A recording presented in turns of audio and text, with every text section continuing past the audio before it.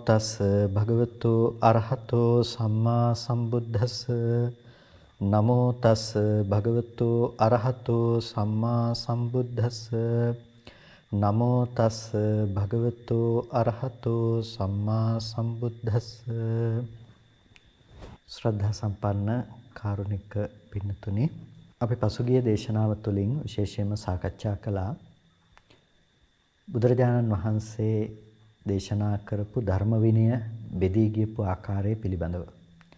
විභංග ප්‍රකරණය පිළිබඳව සාකච්ඡා කරන්නට ප්‍රථමයෙන් අපි ඒ දක්වා ධර්ම විනය බෙදා දැක්වුණ ආකාරය පිළිබඳව මූලික වපසරිය පිළිබඳව හඳුනා ගැනීමක් එහිදී සිද්ධ කරන්නට යෙදුණා. ඒ පසුගිය සතියේ දේශනාවේ සාරාංශයන් විදිහට අපි බැලුවොත් බුදුරජාණන් වහන්සේ දේශනා කළ අභිධර්මය සම්බුද්ධ භාෂිතයක්මයි. ඒකට වෙන කෙනෙකුට කාටවත් අභියෝගයකට ලක් කළ නොහැකි. ඒ බුදුරජාණන් වහන්සේ දේශනා කළ ධර්මයම තමයි අභිධර්මයේ ලෙස විවරණයට ලක්වන්නේ. යම්කිසි කෙනෙක් අභිධර්මය බුද්ධ භාෂිතයක් නෙවෙයි කියන තැනින් ඒ ප්‍රතික්ෂේප කරන්නට පටන් ගන්නවා නම් ඒ ප්‍රතික්ෂේප කිරීම සමස්ත බුද්ධ වචනේ ප්‍රතික්ෂේප කිරීමක් හැටියට, ඒ කියන්නේ විනය, සූත්‍ර, අභිධර්ම ආදී සියල්ලම ප්‍රතික්ෂේප කරන්නෙක් හැටියට සලකන්නට වන බව අපි එහිදී සාධක සාක්ෂි වශයෙන් දක්වමින් කරුණු සාකච්ඡා කළා. ඒකට හේතුව තමයි දැන් කාටවත් නිර්ණායක සපයන්නට පුළුවන් කමක් නැත්තේ නැහැ. බුදුරජාණන් වහන්සේ දේශනා කරපු මේ සූත්‍ර කොටාසය පමණයි සූත්‍රවලට අයිති වෙන්නේ. ඒ වගේම අභිධර්මය මේක අයිති වෙන්නේ නැහැ. විනය පිටකයේහි මේ ශික්ෂාපද පසු කාලීන එකතු කිරීම ආදී ලෙස කාටවත් කොටස් හිතූ මනාපයට අයින් කරන්නට පුළුවන් කමක් නැත්තේ නැහැ. ඒට නිර්ණායක සපයන්නටත් කිසිම කෙනෙකුට පුළුවන් කමක් නැත්තේ නැහැ. එතකොට යම්කිසි කෙනෙක් මේ කොටස මම ගන්නවා, මේ කොටස මම ඉවත් කරනවා කියනවා නම් ඒක ඔහුගේ හුදු පුද්ගලික මිත්‍යා දෘෂ්ටියක් මිසක වැරදි දැකීමක් මිසක වැරදි ලෙස ගන්නා ලද්දක් මිසක ඒක නිවැරදි දෙයක් බවට පත්වන්නේ නැහැ. මොකද ඔහු හරියයි ගත්ත දේ හරියයි කියන්නටවත් ඔහුට පිහිටා සිටින්නට තැනක් නැති නිසා. ඒ නිසා ධර්මයේ පිළිබඳව සාකච්ඡා කරනකොට ප්‍රධාන වශයෙන්ම අපි බුද්ධ භාෂිතයක් කියන තැන ඉඳලා අපි මේක කතා කරන්නේ. ඒකට හේතුව හැටියට අපි දැක්කුවා මේක ත්‍රිපිටකය තුල අපිට දකින්නට පුළුවන් මේ ධර්ම කාරණා අතර කිසිදු පරස්පරතාවයක් දකින්නට පුළුවන් කමක් නැත්තේ නැහැ. මේ ඔක්කොම එකිනෙකට ප්‍රතිබද්ධ වන ප්‍රධාන ධර්ම කාරණාවන් හැටියට අපි හඳුනා ගන්නා නිසා. එතකොට මේ පසුගිය දේශනාව තුළ අපට දකින්නට ලැබෙන ඒ කරුණු විමසා බලනකොට අපි හඳුනාගත්තා අභිධර්මයේ කියන එක බුද්ධ භාෂිතයක් හැටියට. ඒ වගේම දෙවෙනි කාරණාව ථේරවාදයේ පිළිබඳව තිබෙන නිර්වචන පිළිබඳව අපි එතනදී සාකච්ඡා කරන්නට යෙදුණා. එතකොට ථේරවාදය කියන දේ පිළිබඳව විශේෂයෙන්ම අද දවසේදී අපි සාකච්ඡා කරනවා, නැතිනම් නිතර භාවිත කරනවා. ථේරවාද ත්‍රිපිටකය, ථේරවාද බුදුදහම, මේ ආදී ලෙස ථේරවාද කියන වචනය අපි බොහොම ජනප්‍රිය වචනයක් විදිහට පාවිච්චි කරනවා. එතකොට මේ ථේරවාද කියන වචනය ඇතුලේ අපි කතා කරන්නේ මොන විදිහේ අර්ථයක් අඟවන්නටද කියන එක පිළිබඳව අපි විශේෂයෙන්ම ඒ වචනය භාවිත වෙලා තියෙන ස්ථානයන් අනුව අපි හඳුනාගෙන තිබිය යුතුයි. ඒක හේතුව තමයි ථේරවාද කියන වචනය ප්‍රධාන වශයෙන්ම මේ සියල්ලම හඳුන්වාලමින් මේක භාවිතයට පැමිණෙන්නේ මේ මෑත කාලේ. ඒකෙන් කියන්නේ ථේරවාද කියන වචනේ මෑත කාලීනයි කියන එක නෙමෙයි.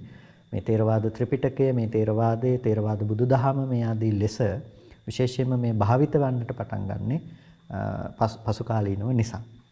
එතකොට අපි හඳුනාගත්ත එතනදී ථේරවාදංච ඥානවාදංච කියන වචනය ත්‍රිපිටකයේ තුල භාවිත වෙනවා කියන එක. ඒ කියන්නේ ථේරවාද සහ ඥානවාද කියන වචනේ භාවිත වෙනවා ඒ ස්ථිරවාදයේ පිළිබඳව හඳුන්වා දෙන්නට.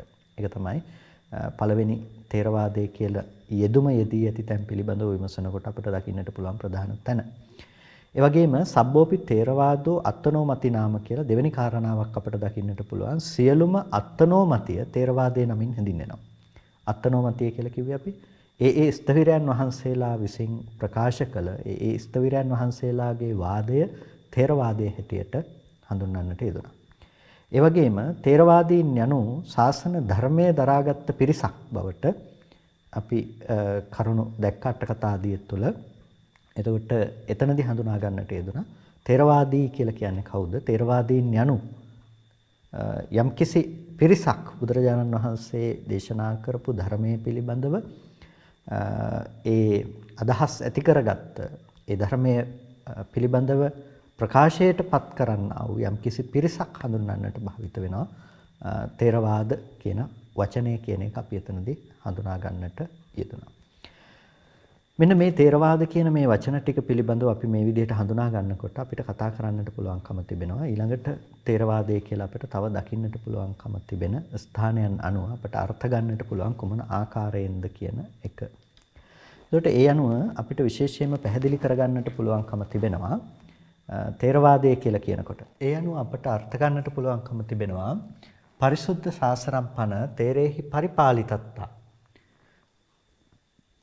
පරිසුද්ධ ශාසනම්පන තේරේහි පරිපාලිතත්තා. ඒ කියන්නේ පරිසුද්ධ ශාසනම් බුදුරජාණන් වහන්සේගේ පරිශුද්ධ වූ ශාසනය තේරේහි ස්ථවිරයන් වහන්සේලා විසින් පරිපාලිතත්තා. පරිපාලිතත්තා කියන්නේ ආරක්ෂා කරන ලද බැවින් ථේරවාදෝ තී පඤ්ඤායි ථේරවාදයයි කියනවා. එතකොට පරිසුද්ධ ශාසනං පිරිසුදු ශාසනය ස්ථවිරයන් වහන්සේලා විසින් ආරක්ෂා කරන ලද බැවින් තමයි ථේරවාදය කියලා කියන්නේ. එතකොට මොකද්ද මේ ථේරවාදය කියලා හඳුන්වන්නේ? පරිසුද්ධ ශාසනං. ඒ කියන්නේ මේ කියන පිරිසුදු ශාසනය තමයි ථේරවාදයේ නමින් හඳුන්වනු ලබන්නේ. එතකොට දැන් අපිට ථේරවාදයේ පිළිබඳව මේ විදිහට ගත්තාම ප්‍රධාන අර්ථකථන තුනක් අපි මීට පෙර හඳුනාගෙන තිබුණා. මොනවද? අපි කලින් සඳහන් කළා විශේෂයෙන්ම ථේරවාදං ඥානවාදං ආදී තැන්වල යෙදිලා තිබෙන ස්ථිර වාදය, එහෙම නැතිනම් ස්ථිර ලෙස ප්‍රකාශයටපත් වුණු උන්ගේ වාදයේ පිළිබඳව, උන්ගේ මතය, අදහස, ස්ථිර අදහස පිළිබඳව. ඊට පස්සේ දෙවෙනි කාරණාව හැටියට අපට හඳුනා ගන්නට පුළුවන්කම ලැබුණා ථේරවාදයයි කියනකොට සබ්බම්පි අත්තනෝ මතං, සියලු අත්තනෝ මතේ ථේරවාදයයි කියලා. ඊළඟ කාරණාව හැටියට අපි හඳුනාගත්තා ථේරවාදයේ කියන ථේරවාදී පිරිසක්. ඒ කියන්නේ ථේරවාදී පිරිසක් කියනකොට මෙන්න මේ ආකාරයට ථේරවාදයෙන් බිඳිලා ගිහිල්ලා මහේසාසක වජ්ජීපුත්තක ආදී මේ පිරිස් ඇති වුණා කියලා. එතකොට මේ ථේරවාදයේ කියන එකෙන් හැඳින්වෙනවා එක අවස්ථාවකදී යම්කිසි පිරිසක්. එතකොට දැන් මේ පිරිසක් කියන දෙයට අමතරව මෙතනදී විශේෂයක් තියෙනවා. පරිසුද්ධ ශාසනම්පන පිරිසුදු ශාසනය තමයි මේ ථේරවාදයයි කියලා පෙනෙන්නේ. එතකොට පරිසුද්ධ ශාසනය කියලා කියන්නේ මොකද්ද? පරිසුද්ධ ශාසනය කියලා කියන්නේ පිරිසුදු ශාසනය කියන එකනේ. එතකොට ශාසනයේ පිරිසුදුම ශාසනය හැටියට හඳුනා ගන්නට පුළුවන්කම තිබෙන්නේ මොනවද? පින්නතුනේ පිරිසුදු ශාසනය කියලා අපිට හඳුනා ගන්නට පුළුවන්කම තියෙන්නේ බුදුරජාණන් වහන්සේගේ සමස්ත බුද්ධ වචනය, බුද්ධ දේශනාව. ඒක තමයි පිරිසුදු බුද්ධ ශාසනය උනේ. එතකොට ඒක තමයි තෙරුන් වහන්සේලා විසින් ආරක්ෂා කළේ. මොන තෙරුන් වහන්සේලා විසින්ද? පළවෙනි ධර්ම සංගායනාවේ මහා කස්සප මහරහතන් වහන්සේ මුල් කරගෙන ඒ ඇති වුණු තෙරුන් වහන්සේලා විසින් ආරක්ෂා කරන ලද බැවින් බුද්ධ ශාසනයයි කියන ලද දේ. එතකොට ඒ තෙරුන් වහන්සේලා විසින් ආරක්ෂා කරන ලද දේ බුද්ධ ශාසනය, පිරිසුදු බුද්ධ ශාසනය ථේරවාදයයි කියලා කියනකොට ඒ කියන්නේ අපි අර ප්‍රධානතම බෙදීම පිළිබඳව අපි කතා කළා. ඒ තමයි විනය සූත්‍ර අභිධර්ම කියන බෙදීම. එතකොට මෙන්න මේ විනය සූත්‍ර අභිධර්ම කියන තුන් ආකාරයකට බෙදී ගිය ඒ ත්‍රිපිටක ධර්මයේ තමයි පරිසුද්ධ ශාසනය විදිහට අපිට හඳුනා ගන්නට පුළුවන්කම තිබෙන්නේ. එතකොට පරිසුද්ධ ශාසනය තමයි මේ ශාසනය. නැතිනම් විනය සූත්‍ර අභිධර්ම කියන මේ තුන් ආකාර ත්‍රිපිටක බුද්ධ වචනේ තමයි පරිසුද්ධ ශාසනය කියලා අපිට හඳුනා ගන්නට පුළුවන්කම තිබෙන්නේ. එතකොට කෙනෙකුට අහන්නට පුළුවන් ඇයි අටුවා පිරිසුදු බුද්ධ ශාසනය නෙමෙයිද කියලා. ටීකා පිරිසුදු බුද්ධ ශාසනය නෙමෙයිද කියලා. නෑ, ඒ දේ පරිසුද්ධ බුද්ධ ශාසනය කියන එකට අපිට ඇතුළත් කරන්නට පුළුවන්කම තිබෙනවා. ඒ දේවලුත් පරිසුද්ධ බුද්ධ ශාසනය කියන දෙයට ඇතුළත් කරන්නට පුළුවන්කම තිබෙනවා. හැබැයි ඒ දේවල් සංග්‍රහිත වෙමින් සංග්‍රහ වෙමින් ආපු ආකාරය පිළිබඳවත් අපි මෙතනදී විශේෂයෙන් විමසා බලන්නට අවශ්‍යයි. ඒ දේ විමසා බලනකොට අපිට ඍජුවම කියන්නට පුළුවන්කම තියෙන්නේ පරිසුද්ධ බුද්ධ ශාසනය හැටියට බය නැතුව අපිට කියන්නට පුළුවන් ත්‍රිපිටක ධර්මය. ත්‍රිපිටක ධර්මය පරිසුද්ධ බුද්ධ වචනය.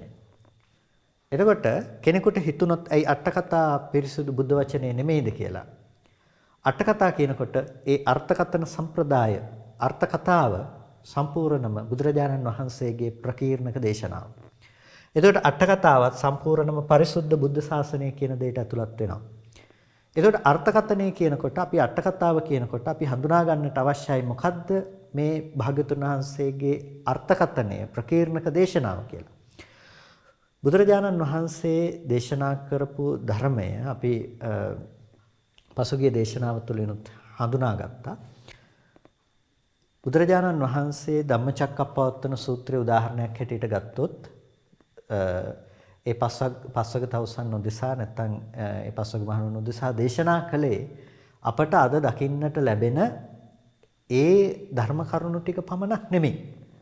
ඊට වඩා විශාල දහම් පර්යායක් නැතිනම් ඒ විභජනය කරමින් විවරණය කරමින් ඊට වඩා විස්තරිත දේශනාවක් විදිහටයි භාග්‍යවතුන් වහන්සේ දේශනා කළේ. දැන් අපි දිව්‍ය ලෝක විස්තර ටික අතෑරලා නිදාන කතාවත් අතෑරලා සමස්ත ධර්ම විවරණය ගත්තොත් අපිට ඒ ටික කියන්න විනාඩි 5ක්වත් යන්නේ නැහැ. ඒකට භාග්‍යවතුන් වහන්සේගේ වචනෙන් කියන්න ගත්තොත් ඊටම සුළුම අවස්ථාවක් තමයි අපිට ඉගෙන කතා කරන්නට තියෙන්නේ. ඒකට බුදුරජාණන් වහන්සේ ඒ සුළු අවස්ථාව විනාඩි කිහිපේ පමණද පස්වග තවුසන් සඳහා ධර්ම දේශනා කළේ නෑ. ඊට වඩා වැඩි කාලයක් අරගෙන බුදුරජාණන් වහන්සේ ධර්ම දේශනා කළා. එයාට පැහැදිලි කරලා දුන්නා. ඒක විභජනය කළා. ඒකට ඒ කරන ලද විභජනය ඒ කරන ලද විභජනය තමයි පින්නතුනේ විස්තරිත දේශනාව කියලා කියන්නේ. අපි ඒක විශේෂයෙන් හඳුන්වනවා වචනයකින්. ඒ තමයි ප්‍රකීර්ණක දේශනාව.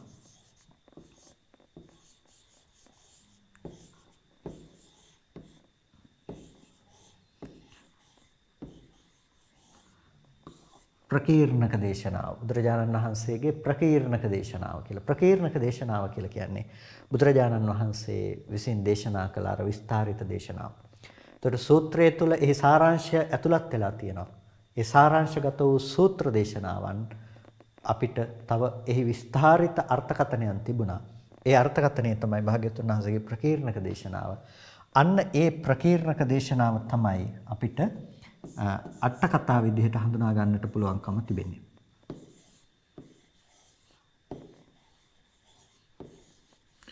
අට කතාවක් කියලා කියන්නේ පිළිබඳව අර්ථකථනයක් කියන එක. අර්ථකථනය. ඒකට බුදුරජාණන් වහන්සේ දේශනා කරපු ඒ සූත්‍රයට දෙන අර්ථකථනය. ඒ අර්ථකථනය කොතනින්ද ආරම්භ වුනේ? ඒ අර්ථකථනය ආරම්භ වුනේ 500ක් මහරහතන් වහන්සේලාගෙන්. නැතිනම් පළවෙනි ධර්ම සංගායනාව වෙන්නේ ධර්මයේ සංග්‍රහිත කළේ. ඒතකොට සංක්ෂිප්තව තැබුවේ එතනින්නේ. එතකොට ඒ අදාළ සූත්‍රයේහි අර්ථය මෙන්න මෙබඳු ආකාරයටයි වර්ණනා වන්නේ කියන එක පිළිබඳව පොදු එකඟතාවය නැතිනම් පොදු ඒකමතිකත්වය මහරහතන් වහන්සේලා විසින් කරන ලද ප්‍රකාශනය තමයි අර්ථකථනය කියලා අපිට දකින්නට පුළුවන්කම තිබෙන්නේ. එතකොට ඒක බුදුරජාණන් වහන්සේගේ ප්‍රකීර්ණක දේශනාව බවටම පත් වුණා. ඒක බුදුරජාණන් වහන්සේගේ ප්‍රකීර්ණක දේශනාව බවටම පත් වුණා. ඒ නිසා අට කතාවත් මේ පරිසුද්ධ ශාසනය හැටියට අපිට සංග්‍රහ කරන්නට පුළුවන්කම තිබෙනවා. එතකොට අට කතාව පරිසුද්ධ ශාසනය හැටියට අපි සංග්‍රහ කරනවා වගේම අපිට එතනදී විමසහ බලන්නට අවශ්‍යයි අට කතාවෙහි ආගමනය පිළිබඳව. අට කතාවෙහි ආගමනය. එතකොට බුදුරජාණන් වහන්සේ මම දැන් සූත්‍රය දේශනා කරමි. මම දැන් මෙහි අට කතාව දේශනා කරමි කියලා කොතනකවත් දේශනා කරන්නේ නැහැ. බුදුරජාණන් වහන්සේ ධර්මයේ දේශනා කළා. ඒකට මේ විස්තරිත දේශනාව පළවෙනි ධර්ම සංගායනාවෙන් තමයි මෙහි අර්ථකථනයයි කියලා. එහි අර්ථකථනය විශේෂයෙන් වෙනමම විග්‍රහ කරන්නට යෙදුනේ.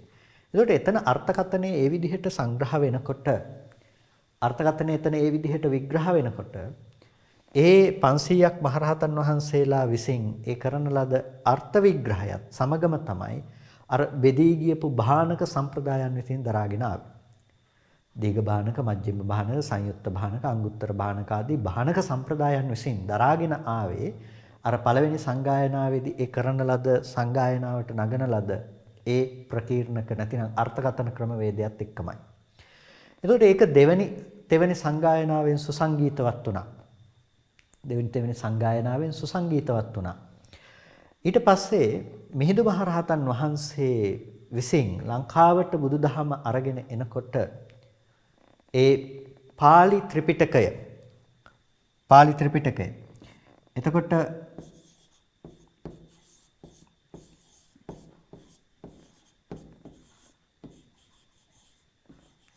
පාලි ත්‍රිපිටකය තමයි අරගෙන ආවේ. එතකොට පාලි ත්‍රිපිටකය අරගෙන එනකොට එතනදී කොයි වෙලාවකවත් සිංහලට ඒක පරිවර්තනයකට ලක්වන්නේ නැහැ. පාලි ත්‍රිපිටකය තමයි මිහිඳු මහරහතන් වහන්සේ ලංකාවට අරගෙන එන්නේ. පාලි ත්‍රිපිටකය විතරද?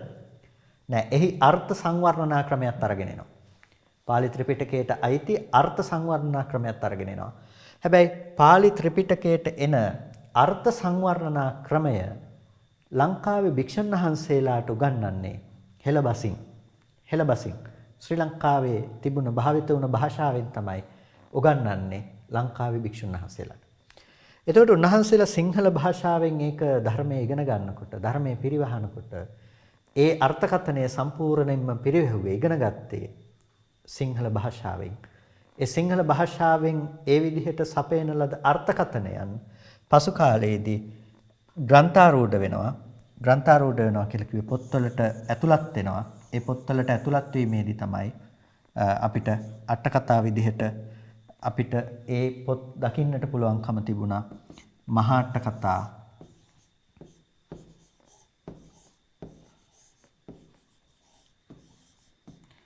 ඒ වගේම කුරුන්දී අටකථා,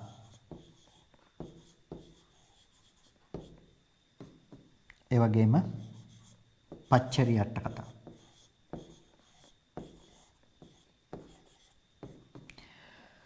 මෙන්න මේ අටකථා තුන, මේ අටුවා තුනම පින්නතුනි හෙළටුවා.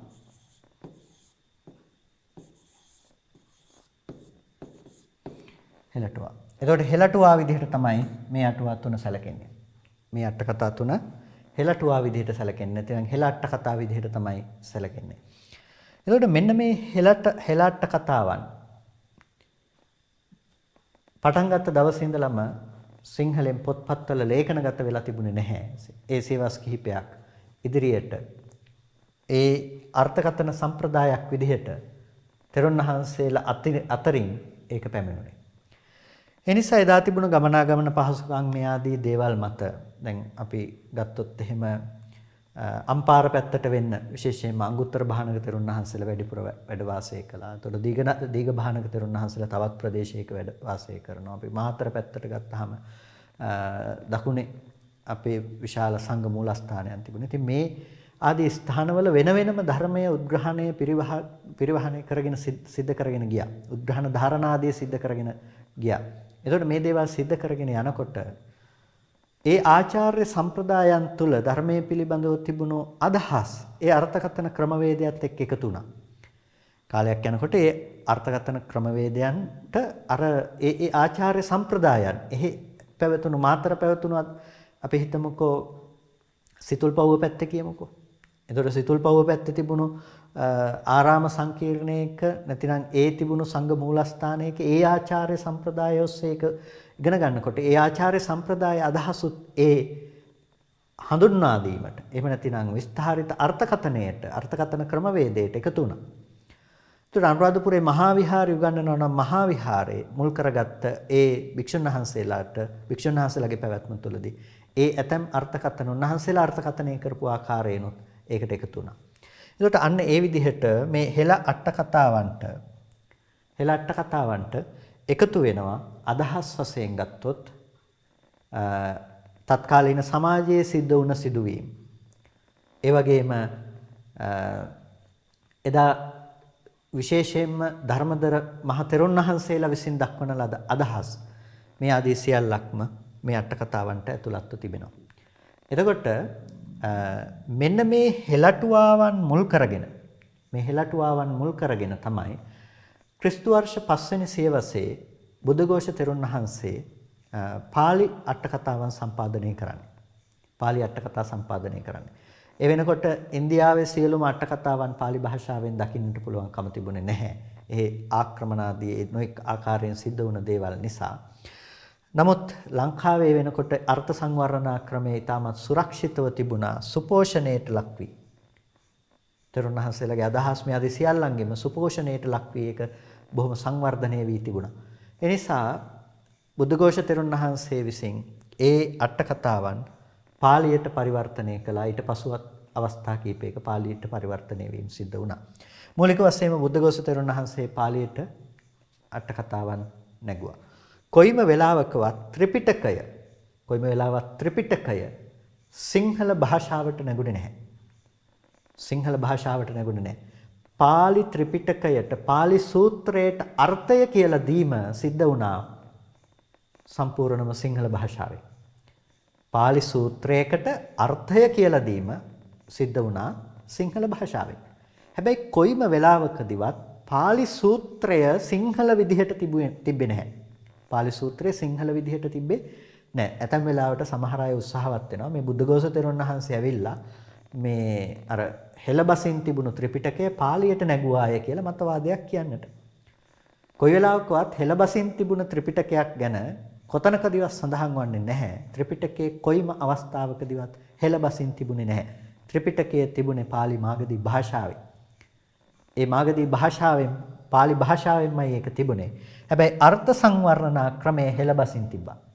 අන්නේ අර්ථ සංවර්ණනා ක්‍රමය තමයි බුද්ධඝෝෂ තෙරුන් වහන්සේ විසින් පාලියට පරිවර්තනය කළේ. එතකොට පාලියට ඒක පරිවර්තනය කරනකොට උන්වහන්සේ මහාට්ට කතාව තමයි ප්‍රධාන කතා ශරීරය හැටියට තබා ගත්තේ. ප්‍රධාන කොට ගත්තේ මහාට්ට කතාව. අනිකුත් අටුවා දෙකම උපකාර කරගත්තා.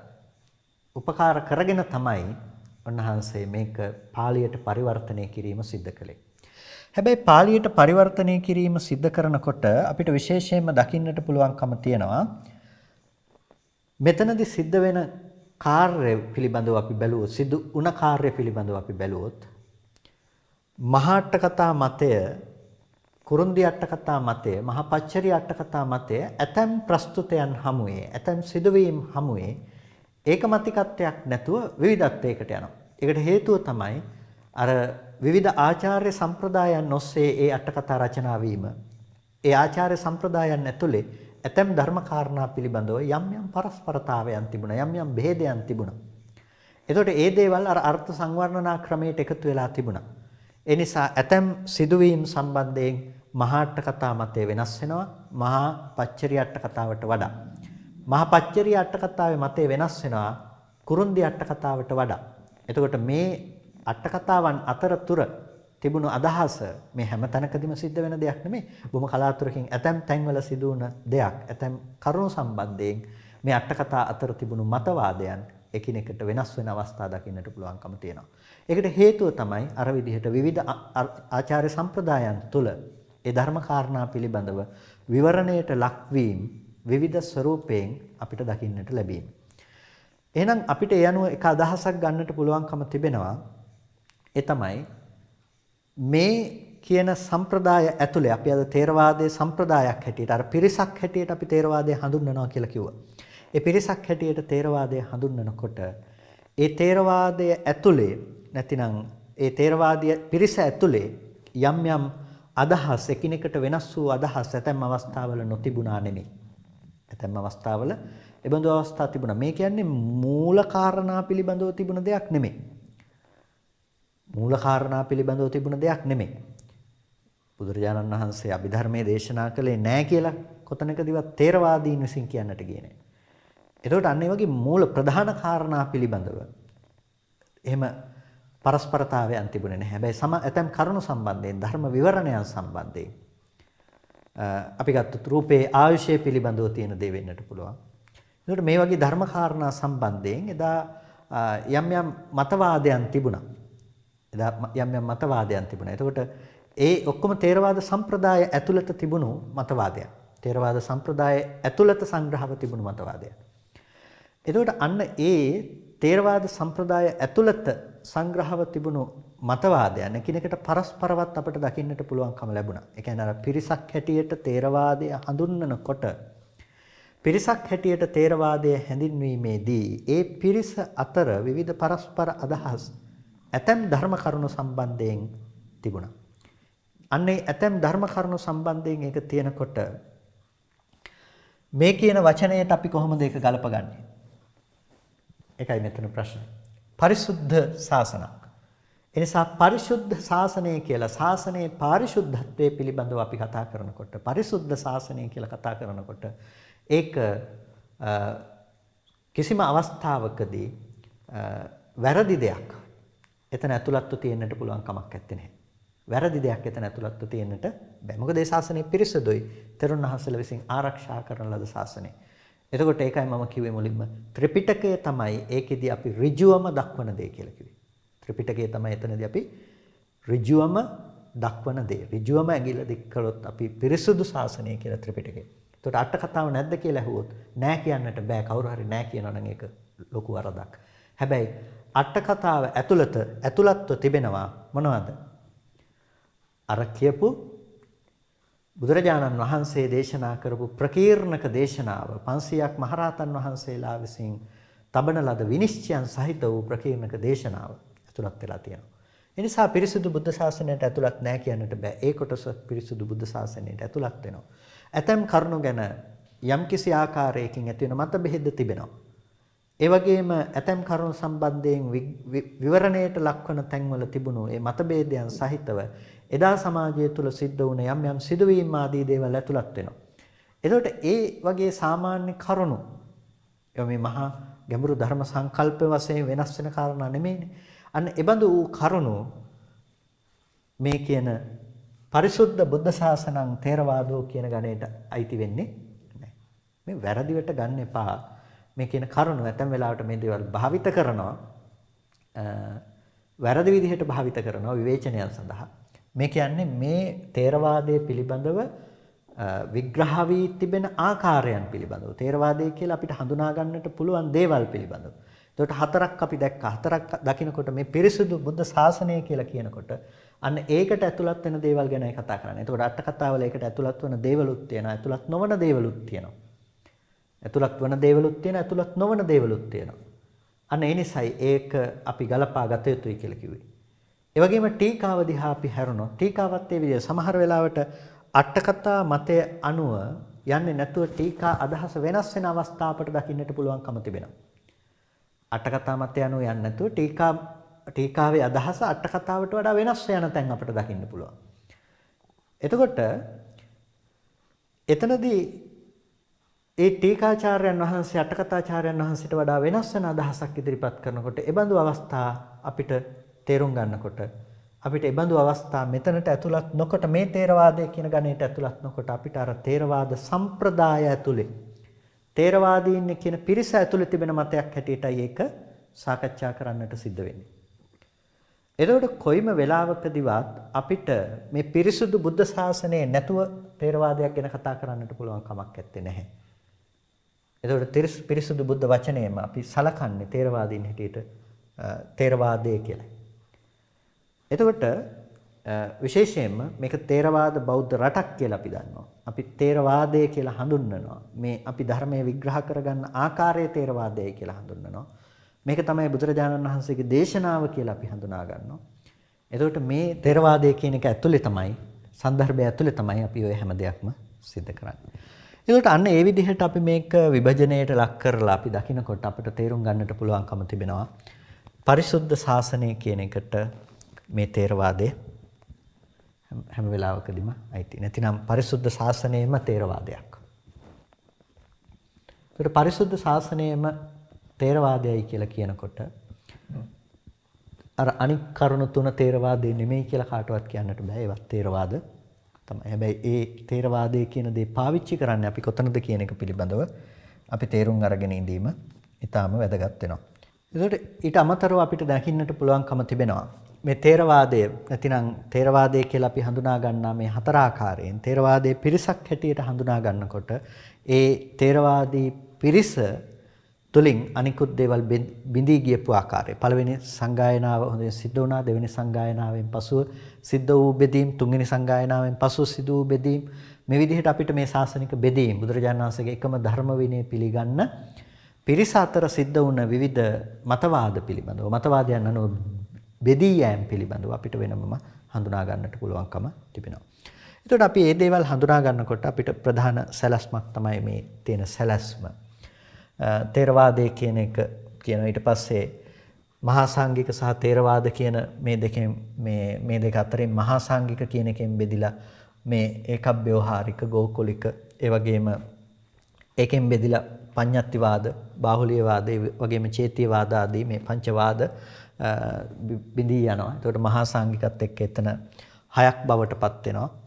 එතකොට මේ ආචාර්ය කුල මේ ආචාර්ය සම්ප්‍රදාය ඊට පස්සේ ඒ විදිහටම තේරවාදයේ අතරින් බිඳිලා ගිහිල්ලා මහේසාසක වජ්ජීපුත්තක ඒ වගේම එකින් බෙදලා ගිහිල්ලා ධම්මොත්තරීය භද්‍රයානික චන්නාගරීය සම්මතීය මහේසාසක ධම්මගුත්තික සබ්බත්තික වාද ඒ කියන්නේ සර්වාස්තිවාදී සම්ප්‍රදාය ඒකෙන් බෙදලා කස්සපීය නිකායක වගේම මේ සංකන්තික සුත්තන්තවාද ආදී මේ විදිහට බෙදී ගියපු ආකාරය අපිට දකින්නට පුළුවන්. එකම තථාගත ධර්ම විනය අනුව ගියපු පිරිස විවිධ අදහස් අනුව මේ විදිහට බෙදී ගියපු ආකාරයන් අපිට දකින්නට පුළුවන්කම තිබෙනවා. විශේෂයෙන්ම තේරවාදයෙන් බිඳී යනකොට ඒ අය තේරවාදයෙන් බිඳී යෑමේදී බොහෝ අවස්ථාවලදී ගුරු කරගන්නවා මේ අනිකුත් සම්ප්‍රදායන් තේරවාද ත්‍රිපිටකයේම ගුරු කරගත් අවස්ථාවන් අපිට දකින්නට පුළුවන්කම තිබෙනවා. හැබැයි පසු කාලීනව ඔවුන්ගේ අදහස් වෙනස් වෙන විදිහ අපිට දකින්නට පුළුවන්කම තිබෙනවා. විශේෂයෙන්ම ලොකු බලපෑමක් සිද්ධ කරපු දෙයක් තමයි මේ සර්වාස්තිවාදී සම්ප්‍රදාය. සර්වාස්තිවාදී සම්ප්‍රදාය ඒ ධර්මයන් පිළිබඳව කතා කරපු සම්ප්‍රදායක්. තේරවාදයට බොහොම ආසන්නව ගියපු නමුත් බෙදීම් දකින්නට පුළුවන්කම තිබෙනවා.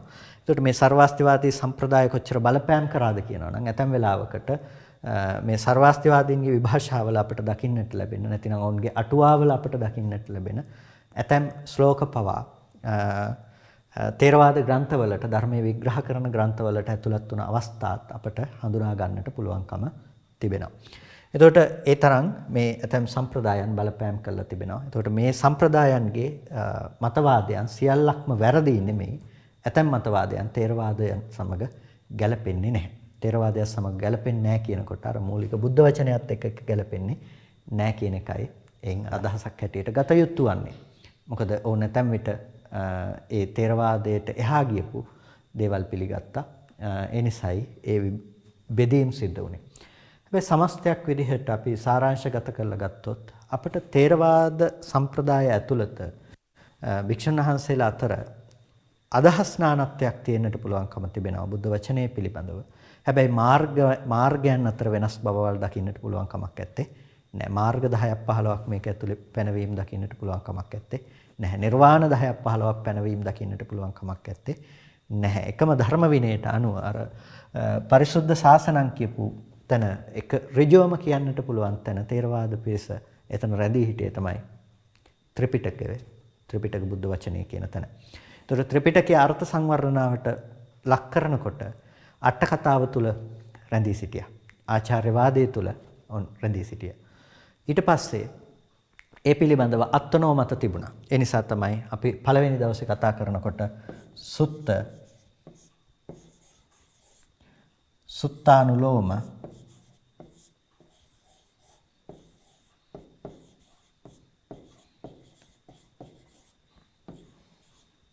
ආචාර්යවාද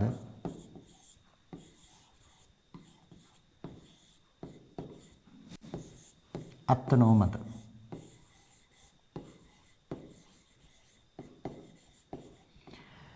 මේ කියන හතරක් අපිට දකින්නට පුළුවන්කම ලැබුණේ. එතකොට සමස්තයක් විදිහට අපි තේරවාද පිරිස කියලා කතා කරනවා නම් මේ පිරිස මෙන්න මේ කියන හතරෙන්ම සමන්විත පිරිසක්.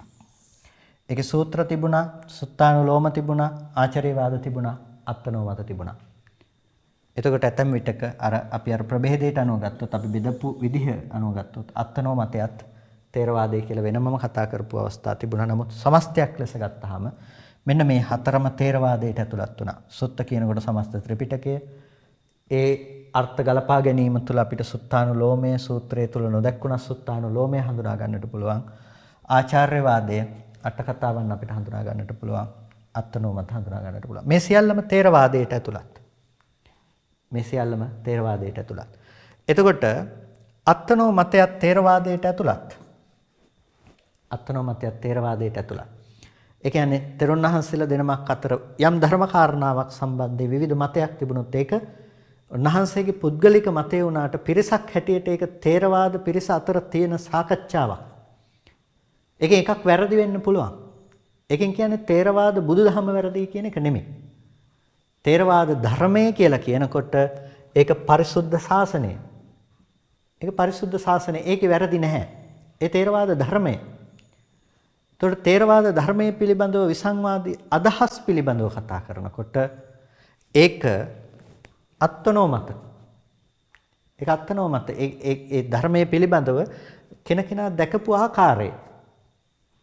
එතකොට මේ කෙනකෙනා දැකපු ආකාරය ගැන කතා කරනකොට ඒ සියල්ල අත්නෝමත මේ තේරවාද සම්ප්‍රදාය ඇතුලේ අර මූලික સિદ્ધාන්ත නොඉක්මවා කතා කරන ලද සාකච්ඡාවල. එතකොට ඒ සියල්ල අත්නෝමත කියන දෙයට ඇතුළත් වෙලා තියෙනවා. එතකොට අපිට කියන්නට පුළුවන් කමක් නැහැ. ආභිධම්මික ගෝදත්ත හාමුදුරුවෝ යම් අවස්ථාවක අර හෙළටුවාවල තිබ්බ අදහසට වඩා ඊට වඩා වෙනස්ව ගියපු ප්‍රතිවිරුද්ධ අදහසක් දැරුවා කියලා. උන්වහන්සේ තේරවාදියෙක් නෙවෙයි කියන්නට පුළුවන් කමක් නැත්තේ නැහැ. දැන් තියෙන අට කතා පරිවර්තනයේට පාලි අටුවාවට මුල්ුණෙත් ඒ තිබුණ හෙළටුවා. එතකොට ඒ හෙළටුවාවල මහා අට කතාවේ මතයත් ඇතැම් විට ප්‍රතික්ෂේප වෙනවා. මහා පච්චරි අට කතාවේ මතයත් ඇතැම් විට ප්‍රතික්ෂේප වෙනවා. කුරුන්දි අට කතාවේ මතයත් ඇතැම් විට ප්‍රතික්ෂේප වෙනවා. ඒකේ නිවැරදි මතය මොකක්ද කියන එක ඒ තේරවාදයේ ඇතුළ තුල විනිශ්චය කරලා තියෙනවා. ඒ තේරවාදය ඇතුළ ඒක විනිශ්චය කරලා තියෙනවා. ඒක විනිශ්චය කරනකොට ඒ විනිශ්චය තේරවාද විනිශ්චය හැටියටයි සැලකෙන්නේ ඊට පස්සේ. එතකොට දැන් කෙනෙක් සමහර විට මහාට්ට කතා මතේ හරි කියලා අද ඉන්න කෙනෙකුට හිතෙන්න පුළුවන්. හැබැයි ඒක එයා එහෙම හිතුණා කියලා තේරවාදයෙන් බැහැර නෙමෙයි. සමහර විට මේ අට කතා තුනේම කියන දෙයට වඩා වෙනස්ව එදා හිටපු ත්‍රිපිටකධාරී තෙරුන් වහන්සේලා සඳහන් කරපු අවස්ථා තියෙනවා. එතකොට උන්වහන්සේ කියන්නේ අට කතාවේ ඒ ප්‍රස්තුතයට අදාළව ඒ කොටසට උන්වහන්සේ වෙනස් අදහසක් දරුවා කියලා. උන්වහන්සේ තේරවාදියෙක් නොවුනේ නැහැ. උන්වහන්සේ තේරවාද සම්ප්‍රදාය ඇතුළේ භික්ෂුන් වහන්සේ නමක් බවටයි පත් වුනේ. ඒකට මෙන්න මේ විදිහට අපට ධර්ම විනය තුළ නැතිනම් මේක බෙදී යෑම මේක ඉතිහාසය පිළිබඳව කතා කරනකොට අපිට මේ වගේ කරුණු රාශියක් කතා කරන්නට පුළුවන්කම තියෙනවා. ඉතින් අපි තේරවාද ධර්මයේ මේ කතා කරන්නේ. තේරවාද ධර්මයේ කතා කරනවා කියනකොට දැන් ඔබට අදහසක් තියෙන්නට ඕනේ. අපි තේරවාද ධර්මයේ කතා කරන පදනම මොකක්ද කියන එක. ඒ පදනම තමයි තේරවාද ධර්මයයි කියනකොට අපි තේරවාද ධර්මය කියලා කියන්නේ වෙන මොකකටවත් නෙමෙයි. තේරවාද ධර්මය කියලා කියන්නේ පරිසුද්ධ ශාසනයට. මෙන්න මේ පරිසුද්ධ ශාසනය පිළිබඳව අපි කතා කරන්නේ. ඒකට පරිසුද්ධ ශාසනය පිළිබඳව කතා කරනකොට අපි ඒකට උපකාර කරගන්නවා අර අනිකුත් අදහස්, තේරවාද සම්ප්‍රදායෙත් ඒ පිළිබඳව තිබුණු අදහස්. තේරවාදයේ පිළිබඳව අර්ථකථනය කරගන්නේ මොකකට අනුවද? තේරවාද සම්ප්‍රදායේ තිබුණ අදහස් වලට අනුව. ඒ අදහස් ඇතැම් විටක වෙනස් වෙන්නට පුළුවන් එකිනෙකට. හැබැයි මෙතන වෙනස් වෙන්නේ නැහැ. මේක එකමයි. එතකොට ඒ අනුව යෙදෙන අර්ථකථනය කෙනකෙනාගෙන් ඇතැම් වෙලාවට වෙනස් නොවුනා නෙමෙයි. ඉතිහාසයේ වෙනස් වුණ අවස්ථා අපට දකින්නට පුළුවන්කම තිබෙනවා. එතකොට දැන් අපි මේ විභංග ප්‍රකරණය පිළිබඳව මේ සාකච්ඡාව සිදු කරගෙන යනකොට මේ විභංග ප්‍රකරණයට අදාළව මේ කාරණා ටික මේ විදිහට පැහැදිලි කරගන්නට හේතුනේ මොකද්ද? විභංග ප්‍රකරණයට අදාළව මේ වපසරිය පිළිබඳව හඳුනා ගන්නට යෙදුනේ අපි මූලික වශයෙන්ම කතා කරන්නේ මෙන්න මේ පිරිසුදු ශාසනය නොහොත් තේරවාදය කියන දේ. ඒ තේරවාදය කියන දේ කතා කරනකොට අපි ඒකට අදාළ කරගන්න දේ තමයි අර ආචාර්යවාද අත්නෝමතාදී ඒ ධර්ම කොටහසයන්. එතකොට ඒක අද දවසේදී ඒ ධර්ම කොටහසේ පිළිබඳව අපි අර්ථ විවරණය කරනකොට ඒ සියල්ලක්ම සලකා බලාගෙන කරන අර්ථ විවරණයන්. එතකොට ඒ අර්ථ විවරණයන් ඇතුලේ එකිනෙකට පරස්පර අදහස් තිබුණයි කියලා කොයි වෙලාවකවත් තේරවාදයෙන් බැහැර වූවක් බවට පත්වන්නේ නැහැ. තේරවාද සම්ප්‍රදාය ඇතුළත තියෙන දෙයක්. ඒක තේරවාද මූලික સિદ્ધාන්ත නොඉක්මවන දෙයක්. අන්න ඒ නිසා අපි මේක හොඳින් හඳුනාගෙන මේක නිවැරදිව අධ්‍යයනය කරන්නට ඕනේ. නිවැරදිව අධ්‍යයනය කිරීමෙන් විතරයි මේක අපිට හරියට යන්නට පුළුවන්කම තියෙන්නේ, තේරුම් ගන්නට පුළුවන්කම තියෙන්නේ. එතකොට මෙන්න මේ කාරණා ටිකත් එක්ක අපිට පුළුවන් ඊළඟට විභංග ප්‍රකරණයට ප්‍රවේශය සලසා ගන්නට. ඒ කරුණු ටික පිළිබඳව නැතිනම් මේ දේශනාවෙහි පසුබිම පිළිබඳව හඳුනා ගැනීමෙන් පසු අපිට එන්නට පුළුවන් විභංග ප්‍රකරණයේ පැත්තට. විභංග ප්‍රකරණය පිළිබඳව අපි විමසා බලනකොට විශේෂයෙන් අපිට දකින්නට පුළුවන් විභජති කියන පාලි පදයක් තිබෙනවා. විභජති කියලා කියන්නේ බෙදා දක්වනවා කියන එකට.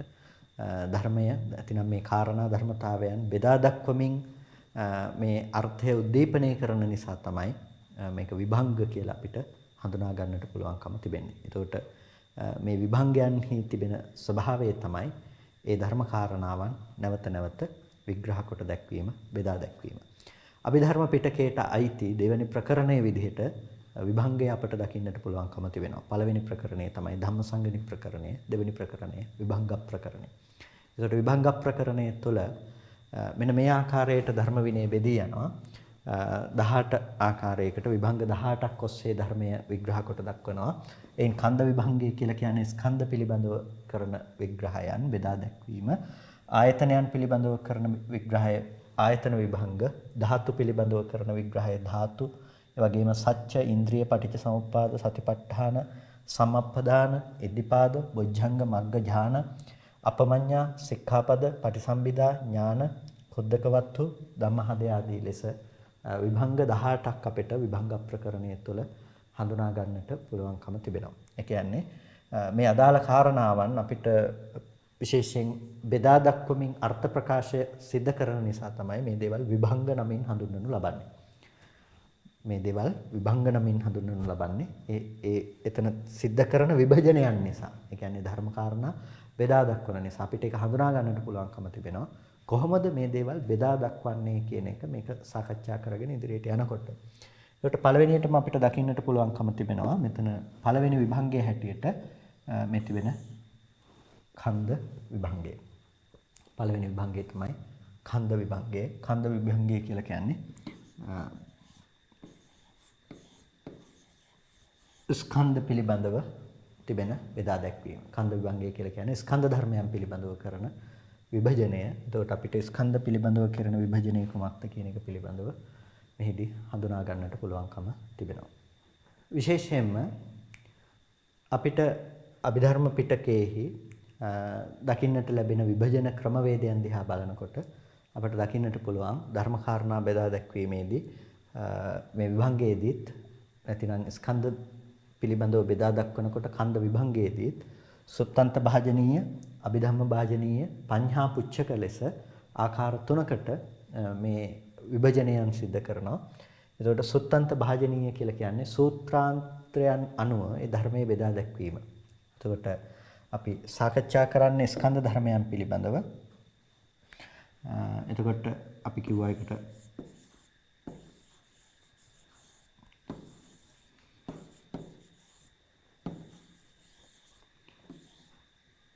ස්කන්ධ විභංග කියලා. ස්කන්ධ විභංගය පිළිබඳව අපි දකිනකොට ස්කන්ධ විභංගයේහි පළවෙනියටම අපිට දකින්නට පුළුවන් සුත්තන්ත භාජනීය කොටස. සුත්තන්ත භාජනීය කියලා කියන්නේ සූත්‍රයේ තුල මේ කරුණ විග්‍රහ වන ආකාරයට නැතිනම් මෙහි සමස්ත පොදු නිර්වචනයන් පිළිබඳව හඳුන්වා දීම. ඒතර සුත්තන්ත භාජනීය විශේෂයෙන් අපට දකින්නට පුළුවන්කම තිබෙනවා ස්කන්ධයන් පිළිබඳව ඒ සූත්‍රාන්තර භාජනීය ක්‍රමයට අනුව විග්‍රහ කරලීම. එතකොට එතනදී අපිට විශේෂයෙන් දකින්නට පුළුවන් අතීත අනාගත පච්චුප්පන්න අජ්ජත්තං වා බහිද්ධා ඕලාරිකං වා සුඛමං වා හීනං වා පනීතං වා යන් දුරේ සම්තිකේ වා කියන මෙන්න මේ ආකාරයට සිද්ධ වෙන විභජනය. එතකොට අතීත කියලා කියන්නේ අතීත දේවල්, අනාගත පච්චුප්පන්න. අතීත අනාගත පච්චුප්පන්න, අතීත අනාගත වර්තමාන වන ආධ්‍යාත්මික, බාහිර, ඕලාරික කියලා කියන්නේ රළු, සුකුම කියලා කියනවා සියුම්, ඒ වගේම හීන කියලා කියනවා පහත්යයි සම්මත වූ දෙයට, ප්‍රනීත රූප කියලා කියනවා ප්‍රනීතයයි සම්මත වූ දෙයට, ඒ වගේම දුර කියලා කියනවා අවබෝධයට දුෂ්කර සහ දුර පවත්නා රූප වලට, සන්තිකේ කියලා කියනවා අවබෝධයට සමීප වූ සහ එහෙම නැතිනම් ළඟ පවතින රූපවලට. එතකොට මෙන්න මේ ආකාරයට 11 සැදෑරුම් කොට දකින්නට පුළුවන් රූපේ පිළිබඳව විග්‍රහ කරන දේ. ඒ වගේම මේ 11 සැදෑරුම් කොටම දකින්නට පුළුවන්කම තිබෙනවා වේදනාව පිළිබඳව තියෙන විග්‍රහය, සංඥා සංස්කාර විඥාන කියන ධර්මයන් පිළිබඳව කරන බෙදා දැක්වීම අපිට සුත්තන්ත භාජනීයේදී මේ 11 ආකාරයට කෙරෙන බෙදුමක් විදිහට දකින්නට පුළුවන්. ඒකට අපි එහි විස්තරාර්ථ ඉදිරියට අපිට පුළුවන් වැඩිදුරටත් සාකච්ඡා කරන්නට. මේ කරුණු කොහොමද බෙදී යන්නේ කියන එක. නමුත් මේ ග්‍රන්ථයේ මූලික සැලැස්ම තමයි මෙතනදී ඔබට පළමුව පැහැදිලි කරන්නේ. මේ කරුණු මේ වචන ඔබට මතක තියාගන්නට අමාරු නම් ඒක මතක තියාගන්නට පුළුවන් නම් හොඳයි. හැබැයි අපහසු නම් ඒක බර වැඩි කියලා හිතනවා නම් తాවකාලිකව ඒ පිළිබඳව නොසලකා හරින්න අපිට පුළුවන් ධර්ම කාරණාවලදී ඒ වැඩිපුර අවධානයක් ඒ සඳහා ලබා දෙන්නට පුළුවන්කම තිබෙනවා. ඒ නිසා වචන අමතක වුණාට කමක් නැහැ. නමුත් මේ දැනුම පද්ධතිය ඔබ එකතු කරගෙන තබා ගන්න එක තමයි වැදගත් වෙන්නේ. එතකොට මේ සුත්තන්ත භාජනීය කොටසෙහි අපට දකින්නට පුළුවන්කම තිබෙන අර්ථ විවරණය මෙන්න මේ ආකාරයට 11 සැදෑරුම්කට වෙන විග්‍රහයක් හැටියටයි අපට හඳුනා ගන්නට පුළුවන්කම තිබෙන්නේ. ඒ වගේම දෙවෙනි කොටස හැටියට අපට දකින්නට පුළුවන්කම තිබෙනවා අභිධම්ම භාජනීය කොටස. අභිධම්ම භාජනීයයි කියලා කියන්නේ අභිධර්ම ක්‍රමයට අනුව කොහොමද මේක බෙදී යන්නේ කියලා සිද්ධ වෙන විග්‍රහය. අභිධර්ම ක්‍රමයට අනුව කෙරෙන බෙදී යෑම පිළිබඳව. ඒකට අභිධර්මයට අනුව මේක බෙදී යනකොට අපට හඳුනා ගන්නට පුළුවන් ආකාර හතරකට මහා වාර ආකාර කියලා කියනවා මේ දේවල් වලට. මේ හතරට කියනවා මහා වාර කියලා. මහා වාර කියලා. එතකොට මහා වාර හතරකට අපිට මේක බෙදී යන ආකාරයන් දකින්නට පුළුවන්කම තිබෙනවා. එතකොට මහා වාරයන්හි දුක මූලික, තික මූලික, උබතෝ වඩක, බහුවිධ කියලා ආකාර හතරකට බෙදී යනවා. එතකොට මේ බෙදී යන්නේ මොකද්ද? අභිධම්ම භාජනීය කියන කොටස. අභිධර්මයට අනුව අපි සාමාන්‍ය වචන ස්වරූපයේ ගත්තොත් එහෙම අභිධර්මයේ තුල මේක විග්‍රහ වන ආකාරය, අභිධර්මයේ තුල මේක බෙදී යන ආකාරය අපිට දකින්නට පුළුවන් දුක මූලක, තික මූලක, උබතෝ වඩක සහ බහුවිධ කියලා මේක බෙදී යන ආකාරයන්. එතකොට අපි මේ දේවල් පිළිබඳව කතා කරමු කොහොමද මේ දේවල් වල බෙදී යන විස්තරාර්ථ බවට පත්වන්නේ කියලා. පඤ්ඤා පුච්චක කියලා අපිට ඊළඟට මහා වාරය අපිට දකින්නට පුළුවන්කම තියෙනවා. පඤ්ඤා පුච්චක කියලා. පඤ්ඤා පුච්චක කියලා කියන්නේ ප්‍රශ්න විමසීම් විදිහට දකින්නට ලැබෙන ක්‍රමය. ඒ කියන්නේ දැන් පංචන්නං කන්දානං කති කුසල මේ ස්කන්ධ පහෙන් කති කුසල කීයක් කුසල ස්කන්ධ තිබෙනවද? කති අකුසල අකුසල සහගත ස්කන්ධ කීයද? කති අභ්‍යාකත අභ්‍යාකත ස්කන්ධ කීයද? එතකොට දැන් මේකේ සිංහල අර්ථය මම බොහෝ විට දාන්නේ නැහැ. හේතුව මේවා අමාරු වචන නෙවෙයි. සිංහලට බොහොම සමීප වචන නිසා කති කියන එකට අපි සමීප අර්ථයක් දුන්නොත් කති කුසලා කියන්නේ කෙතෙක් කියන එක.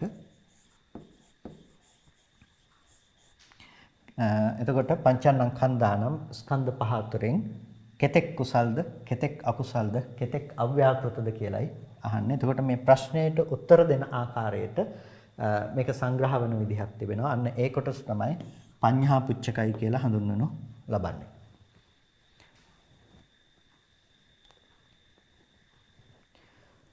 ඊට පස්සේ අපට ඉස්සෙල්ලා දකින්නට ලැබුණා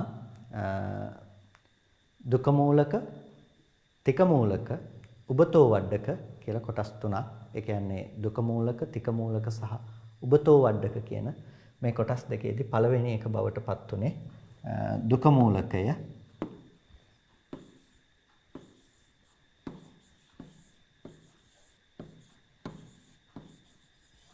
දුක මූලකය පිළිබඳව දකිනකොට අපිට මොකද්ද මේ දුක මූලක කියලා කියන්නේ? තත්ථ තිකේ ආදාය දුකේසු පක්ඛිපිත්වා දේසිත වාරෝ දුක මූලකෝ නාම.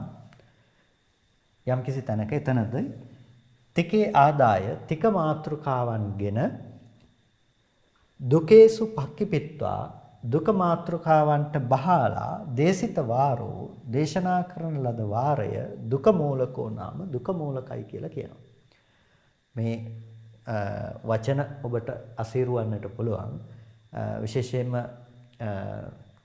සති TV YouTube නාලිකාව ඔස්සේ සිද්ධ කෙරෙන මාතෘකා වැඩසටහන ඔස්සේ සාකච්ඡා කරන්නේ මේ මාතෘකා පිළිබඳව. මාතෘකා පිළිබඳව එතන කතා කරනකොට අපි කතා කරනවා මොනවද? ත්‍රික මාතෘකා කියලා. තික මාතිකා කියමුකෝ. තික මාතිකා කියන්නේ මොනවද කියලා. එතකොට තික මාතිකා කියන එක කියලා කියන්නේ මාත්‍රිකා කියන එක තමයි මාතිකා කියලා කියන්නේ. තික මාතිකාවක් කියලා කියන්නේ මාත්‍රිකා තුනක්. එතකොට මොනවද මාත්‍රිකා තුන?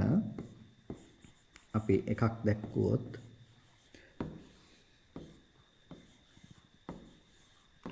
කුසල ධම්මා,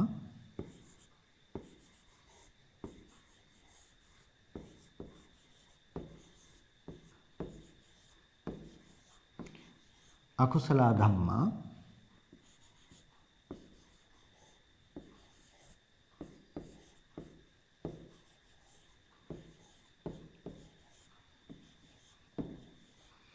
අභ්‍යාකතා ධම්මා.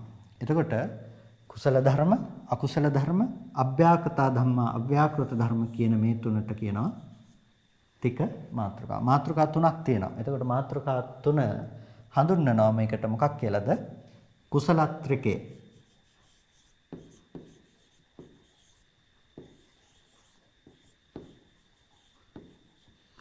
එතකොට කුසලත්‍රිකය කියලා කියන්නේ මෙන්න මේ තුනට. මේ තුනම හඳුන්වන්නේ කුසලත්‍රිකය කියන පොදු නමින්. එතකොට අපි විපාකත්‍රිකය කියලා හඳුන්වනවා විපාකා ධම්මා, විපාක ධම්ම ධම්මා, නේව විපාකන විපාක ධම්ම ධම්මා කියන තුන. මේ ආදී ලෙස අපිට ධම්මසංගණි ප්‍රකරණයේ තික මාතිකාවන් 22ක් දකින්නට පුළුවන්කම තිබෙනවා. තික මාත්‍රිකා 22ක් දකින්නට පුළුවන්කම තියෙනවා. එතකොට මේ තමයි තික මාතිකා කියලා කියන්නේ. ඒ වගේම දුකේසු, දුක කියලා කියන්නේ මොනවද?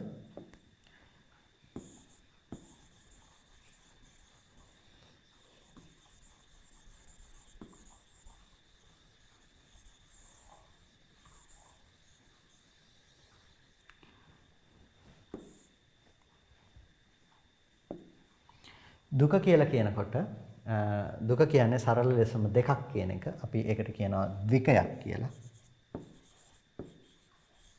ද්වික. එතකොට මේ ද්විකයක් කියන්නේ දෙකක් කියන එක. නැතිනම් මාත්‍රිකා දෙකක්. සහේතුකා ධම්මා, අහේතුකා ධම්මා. අපි උදාහරණයක් කිව්වොත් සහේතුකා ධම්මා, අහේතුකා ධම්මා.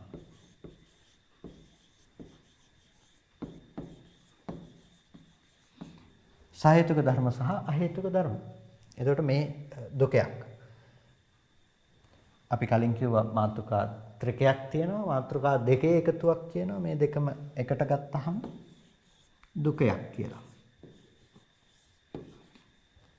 එතකොට තිකය සහ දුකය කියලා අපිට මේ මාත්‍රිකා බෙදෙන ආකාරය හඳුනා ගන්නට පුළුවන්. ඒකට මාත්‍රිකා තුනේ ඒවත් තියෙනවා, මාත්‍රිකා දෙකේ ඒවත් දකින්නට පුළුවන්කම තිබෙනවා. එතකොට මෙතනදී දුක මූලක කියලා කියන්නේ මොකද්ද? දුක මූලක කියලා කියන්නේ මේ ද්විකය මුල් කරගත්ත දුක මූලකෝ, දෙකය මුල් කරගත්ත මාත්‍රිකා. එතකොට ඇයි දෙකේ මුල් කරගත්ත කියලා කියන්නේ? තත්ත තිකේ ආදාය අර තුනේ කොටස අරගෙන දුකේසු පක්කිපිට්වා දුකේ ඇතුළට දානවා. ඒ කියන්නේ දැන් හිතන්නකෝ මේ මාත්‍රිකා තුන, මේ මාත්‍රිකා දෙක, මෙන්න මේ තුනේ එක අරගෙන මේ දෙකේ එක ඇතුළට දාලා කතා කරන එක තමයි මේ කියන දුක මූලක කියලා කියන්නේ. එතකොට දුකට බහලා කතා කරනවා කියන එක. ඒ කියන්නේ ප්‍රධාන වශයෙන්ම කතා කරන්නේ මොකද්ද? ත්‍රිකය දුකය ඇතුළට දාලා කතා කරන එක. ත්‍රික මාත්‍රිකාව දුක මාත්‍රිකාව ඇතුළට දාලා තමයි මෙතනදී කතා කරන්නේ. එතකොට ප්‍රධාන වෙන්නේ මොකද්ද මෙතනදී? දුකය කියන එක. ඒක ඇතුළට තමයි අරක දාන්නේ. නිසා දුකේ තමයි ප්‍රධාන වෙන්නේ. එතකොට මෙන්න මේ දෙක මුල් කරගත්ත දෙයට කියනවා දුක මූලක කියලා. දුක මූලක. එතකොට එතන උදාහරණයක් හැටියට අපිට මේක දකින්නට පුළුවන්. මේ කරුණු පැහැදිලි කර ගැනීමේදී ඔබට විශේෂයෙන්ම පුළුවන්කමක් තිබෙනවා නම් විභංග ප්‍රකරණය පොත, ත්‍රිපිටක පොත අරගෙන පරිශීලනය කරන්නට ඔබට පුළුවන් මේක වඩාත් පහසුවෙන් තේරුම් ගන්නට. ඒක අන්තර්ජාල භාවිතයන් තුළ ඒ යෙදුම් තියෙනවා. ඒ වෙනුවෙන් මෘදුකාංග භාවිත කරන්නට පුළුවන්. ත්‍රිපිටකය පිළිබඳව ඔබට පරිහරණය කරනකොට බුද්ධ ජයන්ති ත්‍රිපිටකය පරිහරණය කරන්නට පුළුවන්කම තිබෙනවා. චට්ට සංගායනා ත්‍රිපිටකය පරිහරණය කරන්නට පුළුවන්කම තිබෙනවා. මේ කරුණු පැහැදිලි කර ගැනීමේදී ඔබට වඩාත් ඒ කරුණු තහවුරු කරගන්නටත් සාර්ථකව තේරුම් ගන්නටත් ඒ හේතුවක් බවට පත් වෙනවා. මේ තාම දැනට කරන්නේ මේ පිළිබඳව හඳුන්වා දීම. ඒ කියන්නේ මේ ග්‍රන්ථය පිළිබඳව තිබෙන පරිසරය පිළිබඳව ඔබට හඳුන්වා දීම. මේකේ ධර්ම කාරණා පිළිබඳව අපි විමසීමට තාම බැසගත්තේ නැහැ. එතකොට මේ දුක මූලක කියලා කියන්නේ මොකද්ද? දුක මූලක කියලා කියන්නේ මොකද්ද? තත්ත කතමෝ වේදනාඛණ්ඩෝ, වේදනාස්කන්ධය කියන්නේ මොකද්ද? ඒක විදේන වේදනාඛණ්ඩෝ, ඒක විදේන වේදනාස්කන්ධේ, වේදනාස්කන්ධේ එක් ආකාරයකින් තිබෙනවා. ඒ තමයි පස්ස සම්පයුක්තෝ ස්පර්ශයේ සංප්‍රයුක්තයි. වේදනාව එක ආකාරයකින් කියනවා නම් සියලුම වේදනාව ස්පර්ශ සංප්‍රයුක්තයි. ස්පර්ශයත් එක්ක තමයි වේදනාව තියෙන්නේ. වේදනාව එක ආකාරයකින් කියනවා නම් පස්ස සංප්‍රයුක්තයි.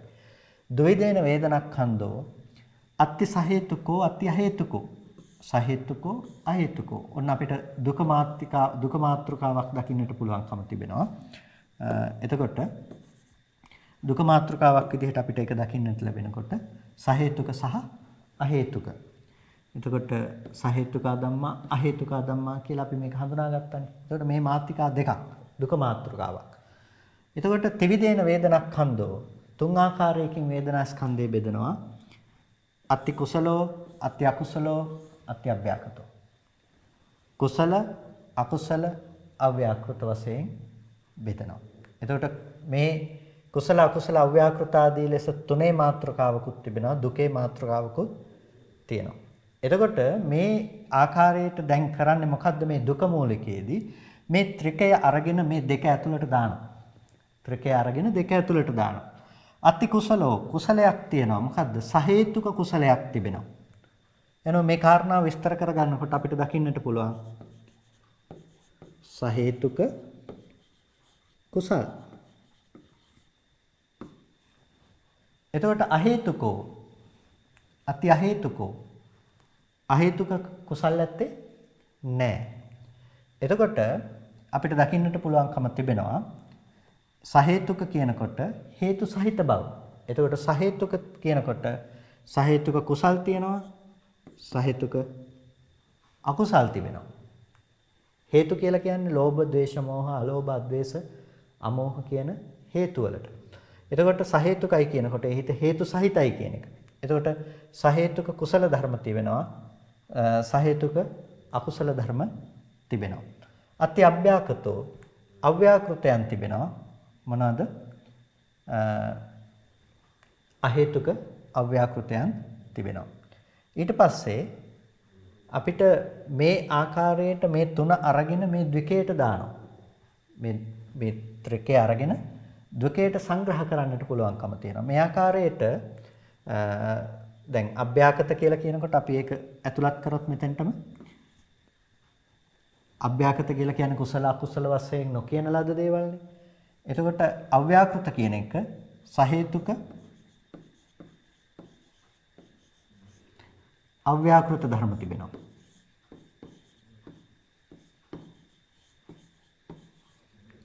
ඒ වගේම අහේතුක අව්‍යාකෘත ධර්ම තිබෙනවා. එතකොට මෙන්න මේ ආකාරයට අපිට පුළුවන් මේ වෙන විග්‍රහය මේ ත්‍රිකය මේ දුකේ ඇතුළට බහලා මෙහි අර්ථ ගන්නට පුළුවන්කම තිබෙනවා. මේ ත්‍රිකය මේ දුකේ ඇතුළට බහලා මේ අර්ථ ගන්නට පුළුවන්කම තිබෙනවා මේකත් එක ගලපලා. ඊට පස්සේ අපි මේ දෙවෙනි කාරණාවට ගියොත් අපිට මෙතනදී දකින්නට පුළුවන් ඒත් පළවෙනි එක ඒ විදිහටමයි පස්ස සම්පයුත්තයි කියන එක. දුවිදේන වේදනක්ඛන්தோ අත්ති සහේතුකෝ සහේතුකයි කියන එකත් ඒ විදිහටමයි අහේතුකයි කියන එකත් ඒ විදිහටම වෙනස් වෙනවා. ත්‍රිකය වෙනස් වෙනවා. දැන් දෙවෙනි ත්‍රිකයට යනවා. දෙවෙනි ත්‍රිකයට ගියාම මොකක්ද හම්බෙන්නේ?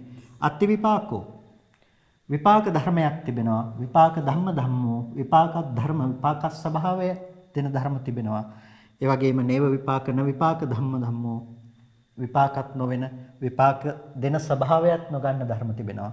ඒ කියන්නේ අපි ගත්තොත් විපාක ධම්ම ධම්මෝ කියන්නේ කර්ම දේවල්නේ. කර්මසිත. ඒකට කර්මය කියන දේ.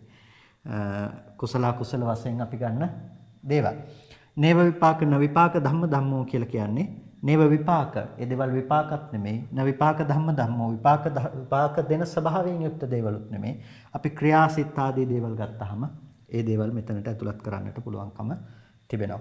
එතකොට මෙතනදී විශේෂයෙන්ම අපි තේරුම් ගන්නට පුළුවන් එතකොට දැන් මේක අපිට මේ දුකේට බහලන්නට පුළුවන්. අත්ති විපාකෝ විපාකයක් තිබෙනවා. මොනවාද? විපාකය සහේතුක විපාකයක් තියෙනවා. අහේතුක විපාකයක් තිබෙනවා. සහේතුක විපාකයක් තියෙනවා. අහේතුක විපාකයක් තියෙනවා. ඒ වගේම විපාක ධම්ම ධම්මෝ විපාක ස්වභාව දෙන ධර්ම තිබෙනවා. එතකොට ඒවා සහේතුක විතරයි අහේතුක නැහැ. ඊට පස්සේ නේව විපාක න විපාක ධම්ම ධම්මෝ සහේතුක ක්‍රියා අහේතුක ක්‍රියාදී ලෙස බෙදා දක්වන්නට පුළුවන්කම තිබෙනවා. මෙන්න මේ ආදී ලෙස ත්‍රිකයක් ගැන දුකේට බහලා බලනකොට අන්න ඒබඳු තැන් අපි හඳුන්වනු ලබනවා කොමක් කියලාද? දුක මූලිකයි කියලා. මේක තමයි මූලික වෙන්නේ. මේක තමයි මූලික වෙන්නේ. එතකොට මෙන්න මේ විදිහට එක දුකයක් අරගෙන මේ දුකය ඇතුළට ත්‍රිකය බහාලමින් අපි කිව්වත් ටික මාතිකා කීයක් තිබෙනවා කියලාද? ටික මාතිකා 22ක් තිබෙනවා. ටික මාතිකා 22ක් තිබෙනවා. මේ ටික මාතිකා 22කින් වේදනාත්‍රිකය, ඒ වගේම පීතිත්‍රිකය, ඒ වගේම සනිදස්සනාදී ත්‍රිකය අතහැරලා ගත්තාම අනිකුත් ටික මාතිකා 19ක මේක යෙදෙනවා. වේදනාව පිළිබඳව අපි මේ කතා කරනදී. ඒකට ඒ ටික මාතිකා 19ක් මේ ආකාරයට මේ සහේතුක අහේතුක කියන මාතෘකාවට ඇතුළත් කරලා මේකට බහලා සාකච්ඡා කරනවා. මේකට එකතු කරලා මේකට බහලා සාකච්ඡා කරනවා. එතකොට මේ ටිකේ ඒවා ඔක්කොම දෙකේට බහලා තමයි මේ සාකච්ඡාව සිද්ධ කරන්නේ. ඒ කියන්නේ මොකේද?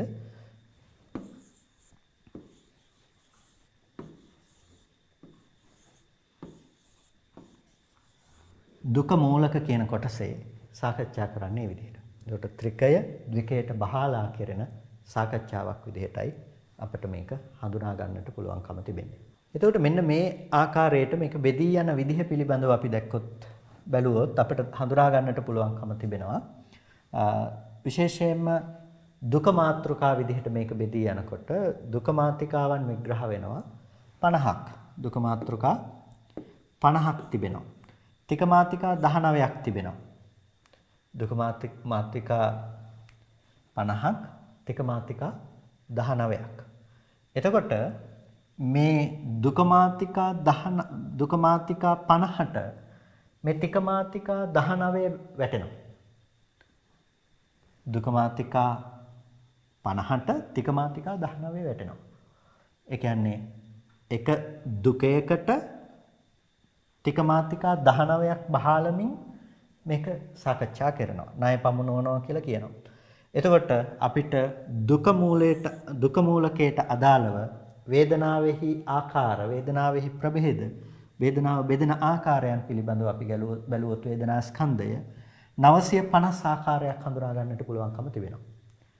වේදනාව බෙදී යන විදිහ පිළිබඳව අපි බැලුවොත් 950 ආකාරයකට වේදනාව බෙදී යනවා, වේදනාව සංග්‍රහ වෙනවා හඳුනා ගන්නට පුළුවන්කම තිබෙනවා දුක මූලිකයට අදාළව 950 ආකාරයකට. එතකොට මේ තමයි දුක මූලිකයට අනුව මේ ධර්මය නැතිනම් මේ ස්කන්ධ විභංගයේදී බෙදී යන ආකාරය, ස්කන්ධ ධර්මයන් බෙදෙන ආකාරය. අපි දුක මූලිකයට අනුතුරු අපිට ඊට පස්සේ බලන්න පුළුවන් ත්‍රික මූලිකයට අනුව කොහොමද ධර්මය බෙදෙන්නේ කියලා. මේ තාම කෙරෙන්නේ මේ ධර්මයේ පිළිබඳව නැතිනම් අපි ඉගෙන ගන්න හදන මේ ග්‍රන්ථය තුළ තිබෙන අන්තර්ගතය කුමක්ද කියන එක පිළිබඳව විශේෂයෙන් පැහැදිලි කර ගැනීමක්. ඒ නිසා දල සැලැස්මක් විදිහට තමයි මේ ටික ඔබට පැහැදිලි කරගෙන යන්නේ. ඒ පිළිබඳව ඔබට ඒ වටපිටාව පැහැදිලි කරගත්තයින් පසුව අපට පුළුවන් එහි ධර්ම කරුණු පිළිබඳව මේ විභංග ප්‍රකරණයට අදාළවත් තව පරිබාහිර අනිකුත් ග්‍රන්ථවලට අදාළවත් විස්තර අරගෙන අපිට දීර්ඝ ලෙස සාකච්ඡා කරන්නට පුළුවන්කම තිබෙනවා. හොඳයි, කල්පනා කරගන්න හැම කෙනෙක්ම අද දවසේදී මේ ආකාරයට මේ දේශනාවට සම්බන්ධ වෙලා සිදු කරගත්ත සියලු කුසල ධර්මයන් අපි අනුමෝදන් කළ යුතු අයට අනුමෝදන් කරමු. පළමුවෙන් අපට අර්ථයෙන් ධර්මයෙන් අනුශාසනා කරන අපේ ධර්මාචාර්ය අවසරයි මාංකඩවල සුදස්සන ස්වාමීන් වහන්සේට, අවසරයි මාංකඩවල නන්දරත්න ස්වාමීන් වහන්සේට, ස්වාමීන් වහන්සේලා දෙනමටම උතුම් නිවනින් සැනසීම පිණිස මේ කුසලය හේතුපනිශ්‍රේම වේවා කියලා ප්‍රාර්ථනා කරනවා. ඒ වගේම මේ සියලු කුසල ධර්මයන් දෙවියන්ටත් අනුමෝදන් කරමු. දෙවියෝ මේ පින් සතුටින් සාදුනාදෙන් අනුමෝදන් වනු ලබත්වා. දෙවියන්ට මේ පින් උතුම් නිවනින් සැනසීම පිණිසම හේතුපනිශ්‍රේම වේවා කියලා සාදු කියලා දෙවියන්ටත් පින් අනුමෝදන් කරන්න. ඒ වගේම මේ පරලෝකීය ඥාතීන්ටත් මේ පින් අපි අනුමෝදන් කරමු. විශේෂයෙන්ම අද මේ ධර්ම දේශනාවේ දායකත්වයෙන් කටයුතු කරනවා ධනුෂ්ක තිසරණුවන් ජයසුන්දර මහත්මයා විසින්. එතුමා බලාපොරොත්තු වෙනවා ඒ තමන් නමින් මේ පරලෝකීය ඥාතීන්ට පුණ්‍ය අනුමෝදනා කරන්නට හදිසි අනතුරකින් ජීවිතක්ෂයටපත් වූ දිල්කී උදයන්ගනී සහෝදරියට, ඒ වගේම එච් ඉන්ද්‍රාවතී නන්දනියට, ඇලන් ඥානවතී පොන්සේකා එමිත්තනියට, ගාලුගේ අයිසෙක් ප්‍රනාන්දු සීයාට, ඒ වගේම ලියන මාදුර ග්‍රේමන් සිල්වා සීයාට, ජෙනෝහාමි මිත්තනියට, කළුඅප්පු සීයා යන මේ පින්නතුන්ට පුණ්‍යානුමෝදනා කරන්නට බලාපොරොත්තු වෙනවා.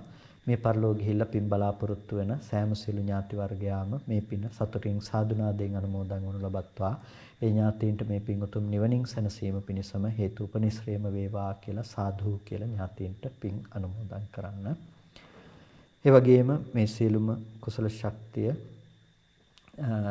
ධර්මදේශනාවේ දායකත්වයෙන් කටයුතු කරන ධනුෂ්ක තිසර නුවන් ජයසුන්දර මහත්මයාටත්, ඒ වගේම මූලික අරමුණු විදිහට තබාගෙන තිබෙනවා මෙම වසරේ මැද නව යුග දිවියක් ආරම්භ කිරීමට සිටින ඒ ධනුෂ්ක තිසර නුවන් ජයසුන්දර මහත්මයා සහ දිනුෂි හංසනී ධර්මසූරිය මෙනවියට ඒ ධර්ම දානමය පින්කමක් විදිහටයි මේක සිද්ධ කරන්න කියලා ඒ නව යුග දිවියක් ආරම්භ කරන්නට බලාපොරොත්තු වන ඒ පින්වත් දෙපළටත් ධර්ම ශ්‍රවණය කළ ඔබ සෑම සිල් දෙනාටත් මේ උතුම් කුසලය නිදුක් නිරෝගී සුවපත් බව චිරජීවනයේ සලසාගෙන ධාර්මික ජීවිතයක් ගත කරමින් අමා මහ නිවනින් සැනසීම පිණිසම මේ කුසලය හේතු උපනිශ්‍රේම වේවා කියලා සාදු කියලා පින් අනුමෝදන් වන්න හැම දිනාටම තෙරුවන් සරණයි.